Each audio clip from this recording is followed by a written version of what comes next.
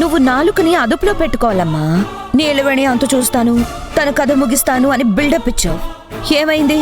Best entrepreneur women గా award వచ్చింది. కంపెనీకి మంచి పేరు కూడా తీసుకొచ్చింది. తారక్ సపోర్ట్ వల్ల అది చెలరేగిపోతుంది. చూడు చెల్లె, నేను మాట అంటాను, నువ్వేం అనుకోవద్దు. 3 ముళ్ళు వేశాడు కాబట్టి ఆ పవర్ ఆటోమేటిక్గా వచ్చేస్తుంది.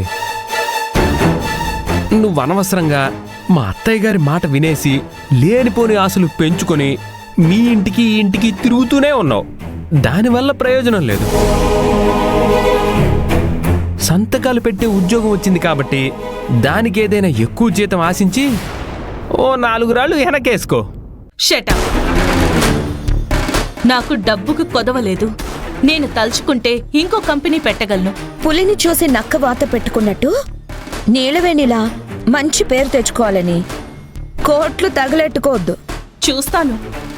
దానికి అవార్డు ఎలా ఇస్తారో, దాన్ని ఎలా మెచ్చుకుంటారో అన్నీ చూస్తాను.